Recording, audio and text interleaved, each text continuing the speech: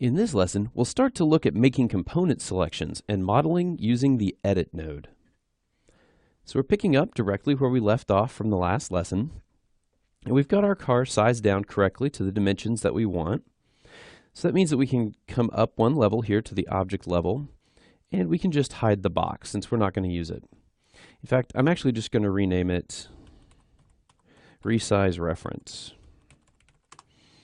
We'll keep it around just in case, but we just turn the visibility off and turn off the selectability of it and just leave it there in case we need it for the future. So there's a couple of things that I notice here that I want to be able to sort of fix or repair about my model. And the first one is that the fin on the back is just a little bit too big. It's actually sticking out beyond the dimensions of the car, and it's just a little bit too high, I think, for the style and model of this particular car. Another thing is if we look at the topology here, the way that these polygons are laid out inside of the like windshield area, there could be some adjustments made to where these lines are. Actually, if they were scooted down and we had more even spacing across that topology, it's going to work out a lot better for us in the long run. So how do we go about moving these individual polygons? Well, we do that using the Edit node. I'm going to go ahead and dive inside of the concept car container by double-clicking on the node here in the network view. And make sure that I have the transform or the latest node, the tool that I've been working with here, selected. Now, right now, my mouse is set to use the select tool. So as I use my mouse over here inside of the scene view, you can see that certain elements are being highlighted as I just sort of hover over them with the mouse. Right now we're selecting edges, okay? But we have the ability to transform edges, points, or primitives. And primitives are just a word that Houdini uses to reference these polygons that are made up here that make up the model. First things first, let's address the tail fin here of the vehicle. So instead of selecting edges, I kind of want to select points. And to be able to select points, I can make that change here on the left-hand toolbar. Now this second icon from the top is how you select which geometry selection mode you're going to be in. If we left-click on it and hold down, we'll see that we get this flyout menu that gives us options of choosing points, edges, primitives, vertices, or breakpoints. For now, let's go ahead and just choose points from the list. Now when I do, you can see that Houdini in the scene view automatically shows me the points that I have to work with, and they're highlighted with these little blue dots. Well, let's go ahead and grab all of the points that make up this tail section here on the model. So I'm just going to click in my scene view and drag a box around these points. I'm going to rotate around and look at my selection here. And I can see that some of my points actually did not get selected. Well, that was because those points weren't visible to the camera whenever I made the selection. That's actually an option that we can turn on and off as we need.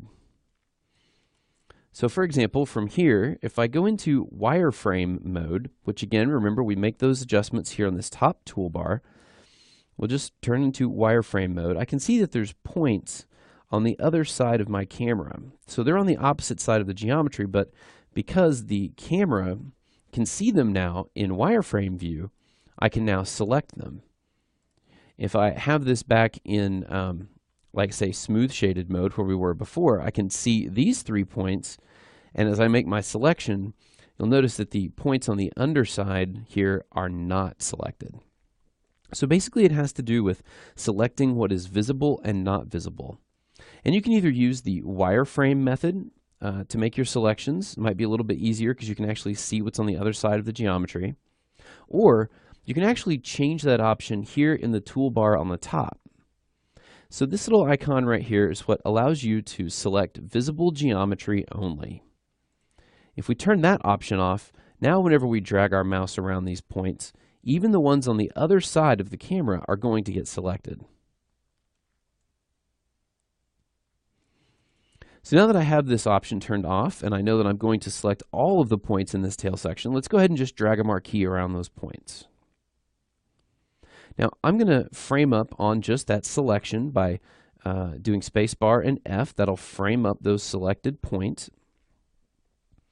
And I'm going to look from the side, so I want to switch my view from perspective over to the right viewport. And now that I have those points selected and I'm looking at this through my right viewport, my actual goal is going to be to get this spoiler down just a little bit in height so that it's a little bit even, a little bit below this one, spoiler part here in the front, and so that the back end of it lines up just with the tail of the vehicle. So with those points selected, I can come over here to the left and select the Move tool.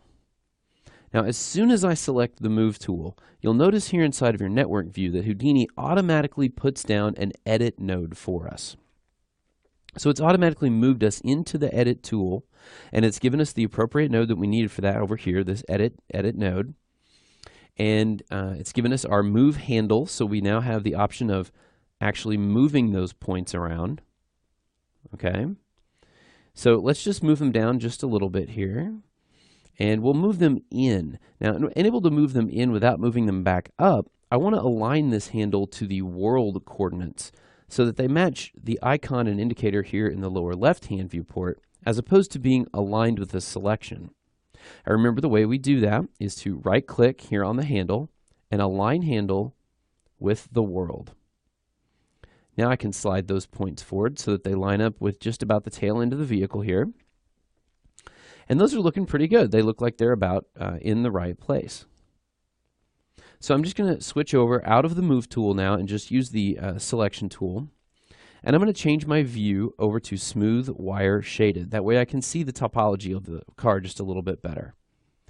And in order to see my adjustments and how they look overall with the proportions of the vehicle, I'm going to switch back to the perspective view. This time using the keyboard shortcut, spacebar and 1. So yeah, the fin looks like it's in the right position. It's just at the edge of the vehicle and it's resting in height just about where I'd like for it to, only it's still sort of a little bit wide here at the back.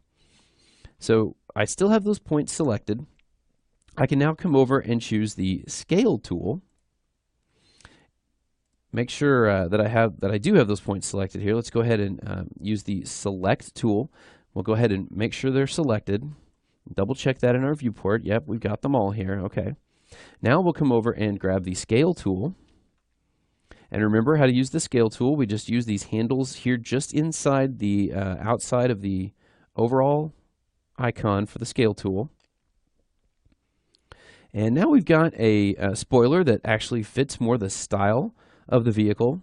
It's in an appropriate place, and it's starting to really take shape now.